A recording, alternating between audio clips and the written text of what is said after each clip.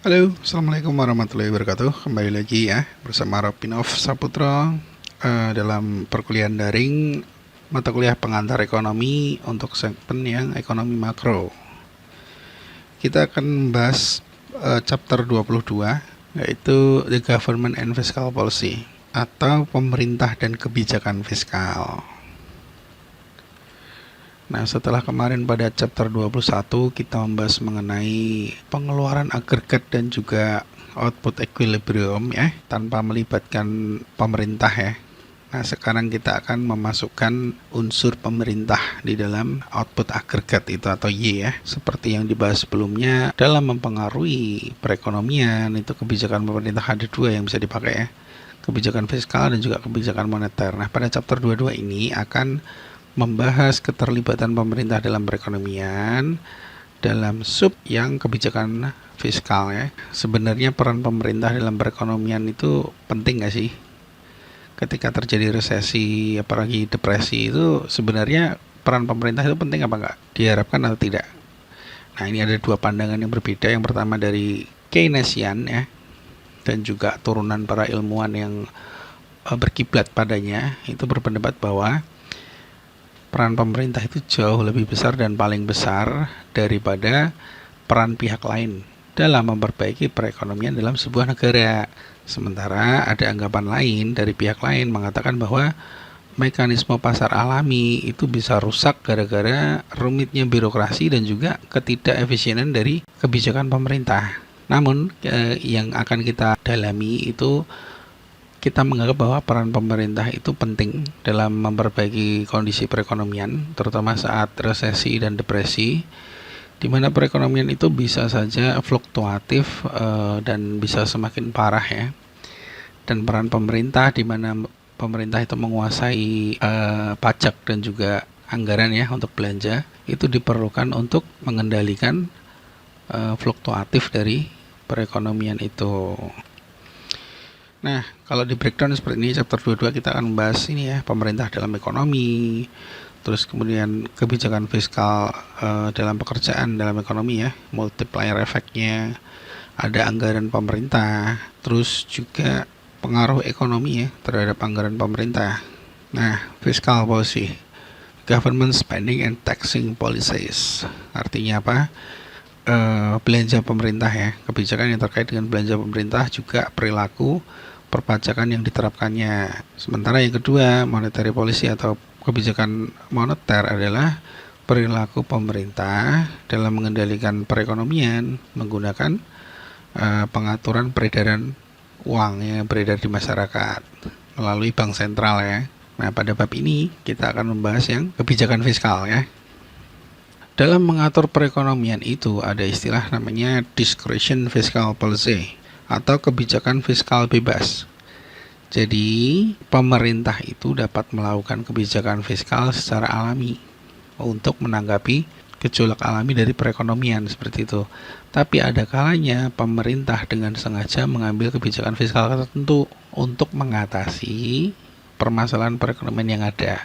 Nah, seperti saat ini ya, perekonomian pada saat pandemi virus corona ini itu kan jelas menyebabkan ini ya, orang-orang itu merasa takut, tidak pasti dengan masa depan, akhirnya mereka menyimpan uangnya, mengurangi pengeluaran, mengurangi belanja, yang pada akhirnya ekonomi atau outputnya itu juga ikutan berkurang ya kan. Kalau penjualan berkurang kan otomatis juga faktor produksi dikurangi, investasi dikurangi, termasuk karyawan juga dikurangi. Itu menyebabkan resesi ya, GDP atau output agregatnya turun secara drastis. Pengennya nabung demi keamanan masa depan, alih-alih jadi aman malah jadi terjadi pemutusan pekerjaan yang banyak, kan akhirnya nggak jadi bermanfaat gitu ya. Jadi nabung itu bagus kalau untuk individual, tapi kalau mayoritas masyarakat menabung itu akan buruk bagi perekonomian ya kan.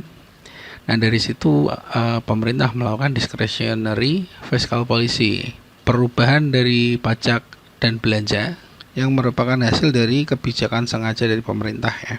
Nah, di sini dikenal ada istilah belanja pemerintah, simbolnya G ya, kemudian pajak bersih ya, pajak neto T, dan disposable income itu YD kecil.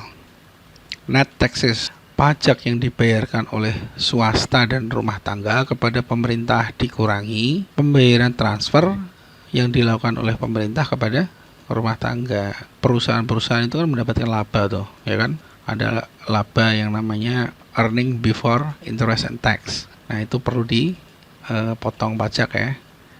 Juga rumah tangga itu bekerja ke dimanapun ya, di perusahaan mana-mana itu ada potongan pajak namanya PPH kan, PPH 21 untuk pegawai kan. Nah, itu masuk ke pemerintah. Sebaliknya pemerintah itu melakukan pembayaran ke pihak masyarakat ya, atau rumah tangga, dana pensiun kan, bantuan sosial. Kayak kemarin ada bantuan 600.000 kali 4 itu. Nah, itu pembayaran dalam bentuk seperti itu, terus gaji PNS ya kan. Nah, berikutnya digambarkan ini siklus dari output agregat ya, output agregat dan juga belanja agregat yang direncanakan, di mana kali ini sudah melibatkan belanja pemerintah dan pajak dari pemerintah ya. Pertama itu perusahaan ya kan, dia mengeluarkan output agregat. Output agregat dia setara dengan pendapatan agregat ya. Nah, itu ada pendapatan agregat, di mana kemarin bab sebelumnya itu belum dipotong oleh pajak, sekarang dipotong oleh pajak menjadi rumusnya YD atau disposable income. Itu pendapatan yang siap dikonsumsi, identitasnya atau sama dengan Y dikurangi T, pendapatan agregat dikurangi pajak, dalam hal ini pajak penghasilan ya. Nah, disposable income ini yang sudah diterima masyarakat yang rumah tangga itu selalu kan ya, namanya pendapatan itu selalu dibagi dua. Yang satu untuk dibelanjakan, yang dua untuk tidak dibelanjakan. Yang tidak dibelanjakan masuknya saving ya. Nah, itu consumption dia naik ya. Yang saving dia masuk ke pasar uang. Pasar uang itu apa? Bank ya, perbankan. Nah, tabungan yang masuk ke pasar uang itu dipinjamkan kepada perusahaan bentuk kredit atau pendanaan jangka pendek. Terus apa? Perusahaan melakukan investasi yang direncanakan. Lalu dari pihak perusahaan membayar net taxes ya ke pemerintah, membayar pajak juga selain dari pajak dari rumah tangga ya, hasil pemotongan penghasilan. Itu juga FOMS itu membayar pajak ya, pajak perusahaan. Selain itu bank juga memberikan ini ya, pinjaman kepada pemerintah ya. Akhirnya pemerintah memiliki dana buat apa? Buat belanja. Di sini yang pertama tadi ada consumption ya, hasil dari pendapatan total yang sudah dikurangi saving, yang sudah dikurangi T ya, sudah dikurangi pajak, terus sebagian ke saving, masuk ke saving, sebagian masuk jadi konsumsi, ditambah dengan investasi terencana dari perusahaan, ditambah dengan belanja dari pemerintah ya, menjadi pengeluaran agregat yang direncanakan ya. Jadi kalau kemarin pengeluaran agregat yang direncanakan itu AE sama dengan C plus I aja, karena sekarang sudah melibatkan pemerintah, maka dia jadi AE identitas atau sama dengannya C plus I plus G,